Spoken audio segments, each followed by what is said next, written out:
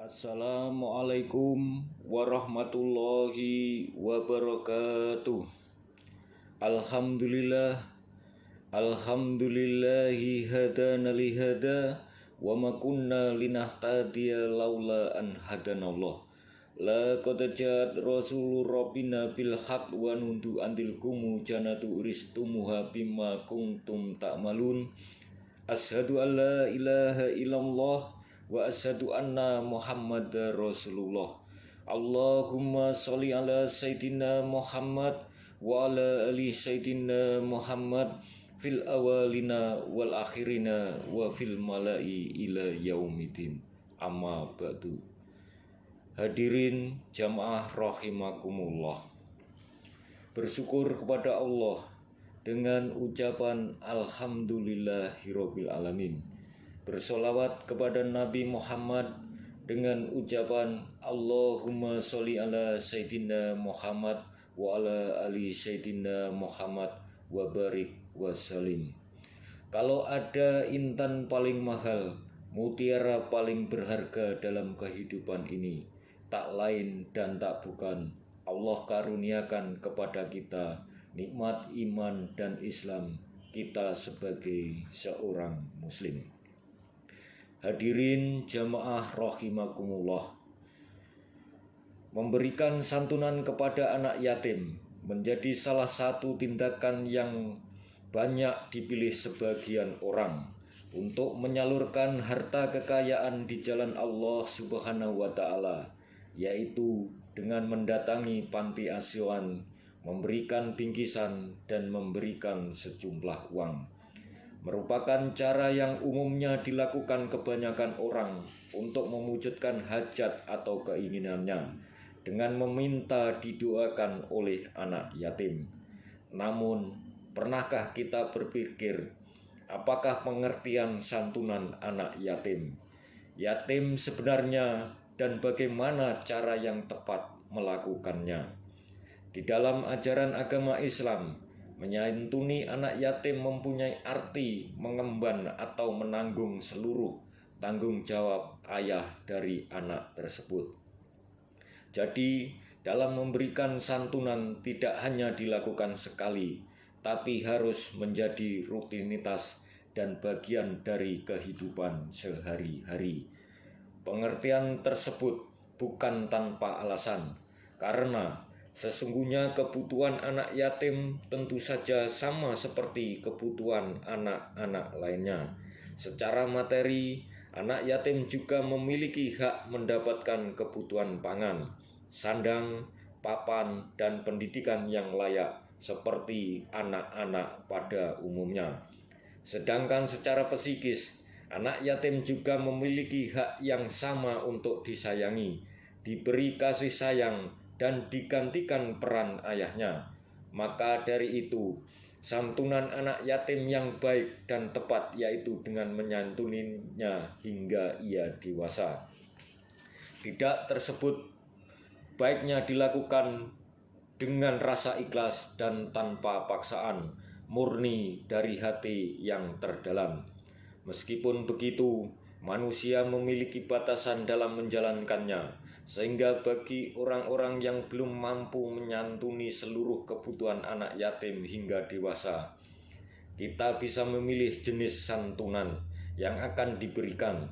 Misalnya, ingin menyantuni kebutuhan pangan mereka, maka kita harus memberi mereka makanan setiap hari selayaknya memberi makan anak sendiri. Keutamaan menyantuni anak yatim. Al-Quran secara tegas menjelaskan bahwa anak yatim adalah anak yang harus dipelihara, diperhatikan, dan diberi kasih sayang. Berikut ini firman Allah Subhanahu wa taala, "Fid dunya wal akhirah wa yas'alunaka 'anil yatama qul islahul lahum khair wa in tukhalituhum fa ihwanukum wallahu ya'lamul musfida minal muslih walau sa'allahu la'annatakum innallaha azizun hakim." Tentang dunia dan akhirat, mereka menanyakan kepadamu Muhammad tentang anak-anak yatim. katakanlah, memperbaiki keadaan mereka adalah baik, dan jika kamu mempergauli mereka, maka mereka adalah saudara-saudaramu. Allah mengetahui orang yang berbuat kerusakan dan yang berbuat kebaikan. Dan jika Allah menghendaki, niscaya Dia datangkan kesulitan kepadamu. Sungguh Allah Maha Perkasa, Maha Bijaksana. Quran Surat Al-Baqarah ayat 220. Sementara Sahal bin Sa'ad radhiyallahu anhu, ia berkata, Rasulullah SAW bersabda, aku dan orang yang menanggung anak yatim kedudukannya di surga seperti ini.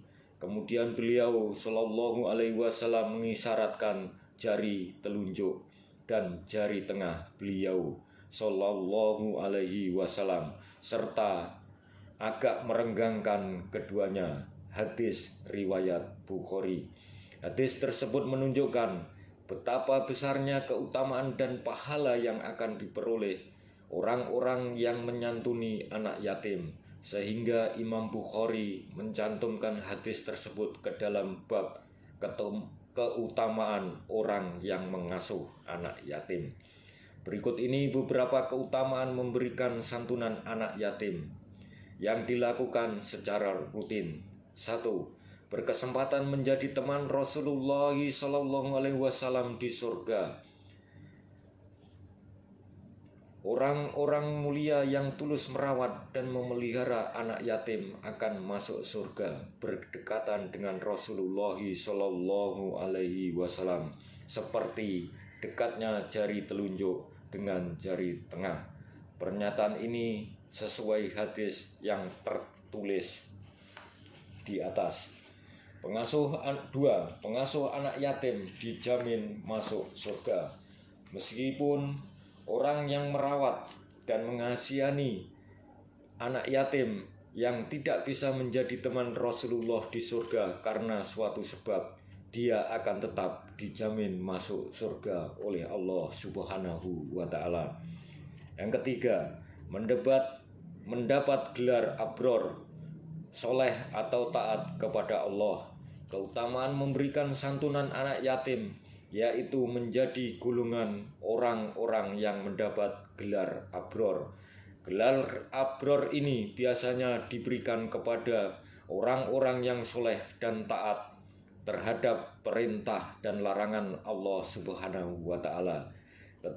Keutamaan ini diperkuat dengan adanya surat Al-Insan ayat 5 dan 6. Yang keempat, mendapat pertolongan dari Allah Subhanahu wa Ta'ala. Menyantuni anak yatim dalam berbagai bentuk kepedulian nyata merupakan ibadah yang akan mendatangkan berbagai pahala dari Allah Subhanahu wa Ta'ala. Orang yang menolong anak yatim akan ditolong oleh Allah Subhanahu wa Ta'ala. Yang kelima, menghindarkan dari siksa akhirat. Keutamaan melakukan santunan anak yatim lainnya yaitu terhindar dari siksa akhirat, seperti yang telah dikatakan oleh Rasulullah SAW. Yang keenam, tabungan amal untuk di akhirat. Menyayangi dan menyantuni anak yatim menjadi salah satunya investasi amal untuk bekal di akhirat. Hal ini juga sebagaimana yang telah dikatakan oleh Rasulullah SAW. Yang ketujuh, mendapat keberuntungan dan menjadi yang terbaik. Keutamaan menyantuni anak yatim selanjutnya adalah sebagai salah satu bentuk ibadah sosial dalam rangka amar ma'ruf, yaitu mengajak kebaikan, dan nahi munkar, yaitu melarang berbuat maksiat. Keutamaan menyantuni anak yatim lainnya dapat membersihkan pikiran, melembutkan dan menghilangkan hati yang keras, seperti yang telah dijelaskan oleh Rasulullah SAW pada hadis berikut. Pahala menyantuni anak yatim. Allah Subhanahu wa Ta'ala telah menjanjikan pahala yang tak terhingga bagi orang-orang yang mau menyantuni anak yatim. Lalu apa saja pahala yang akan kita dapatkan? Berikut ini beberapa pahala yang akan didapatkan oleh orang-orang yang merawat dan menyantuni anak yatim. Yang pertama, mendapatkan pahala setara dengan berjihad. Rasulullah SAW telah memberi jaminan bahwa pahala yang akan didapat oleh orang-orang yang menyantuni anak yatim yaitu setara dengan pahala orang yang sedang berjihad. Rasulullah SAW juga menjelaskan, ketika seseorang menyantuni anak yatim, tindakan mulai tersebut sama halnya dengan bangunan pada waktu malam dan berpuasa di siang hari, dan pergi berjihad di sore dan pagi hari jalan Allah Subhanahu wa Ta'ala. Yang kedua, mendapat perlindungan di hari kiamat. Pahala menyantuni anak yatim selanjutnya yaitu tidak akan mendapat azab dari Allah Subhanahu wa Ta'ala dan dijauhkan dari ancaman di hari kiamat. Tentunya pahala tersebut sangat diidam-idamkan untuk muslim di hari kiamat nanti. Yang ketiga, mendapat pahala berlipat ganda. Berbuat kebaikan dengan cara menyantuni anak yatim akan mendatangkan pahala yang sangat besar. Pahala tersebut tidak hanya diberikan Allah Subhanahu wa Ta'ala saat orang tersebut hidup di bumi, tapi juga saat di akhirat nanti, seperti yang tertulis di dalam surat An-Nisa ayat 40 sebagai berikut. Innallaha la yadhilumu misqala dzarratin wa intaku hasanatai yudain fa wa yuti milladunhu ajron azim. Dan jika ada kebijakan sebesar zarah, niscaya Allah akan melipat gandakan dan memberikan dari sisinya pahala yang besar. An-Nisa ayat 40.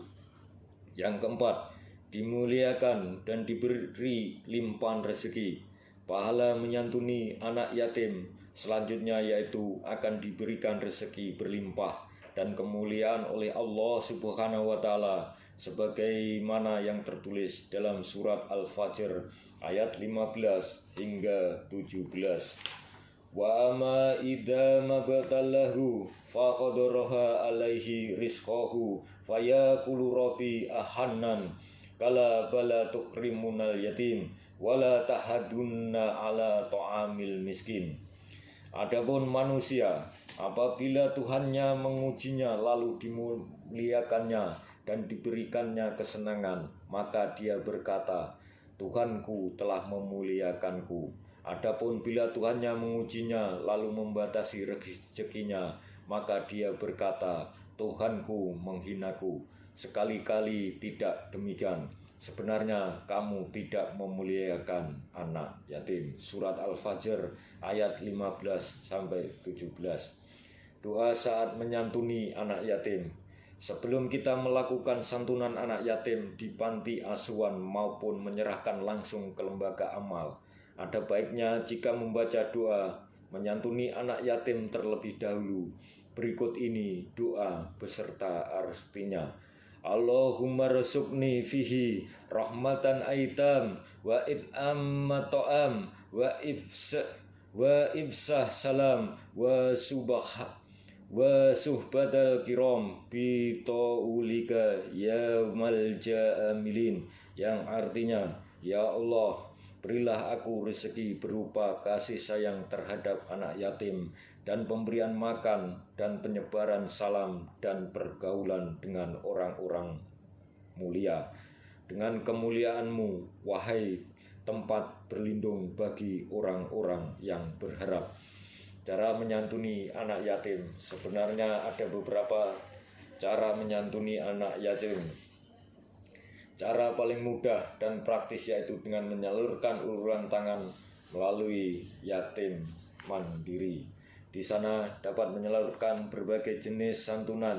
Contohnya seperti kebutuhan pokok dapat berupa paket sembako, uang tunai, pakaian, dan sumbangan hari raya. Kebutuhan pendidikan berupa beasiswa rutin per bulan dan lain sebagainya. Jadi itulah beberapa jenis bentuk santunan anak yatim yang bisa kita kerjakan kepada mereka. Berbagi kasih sayang dan kepedulian dengan anak yatim akan mempermudah segala urusan kita, baik di dunia maupun di akhirat. Demikian nasihat singkat yang bisa Al-Fakir sampaikan.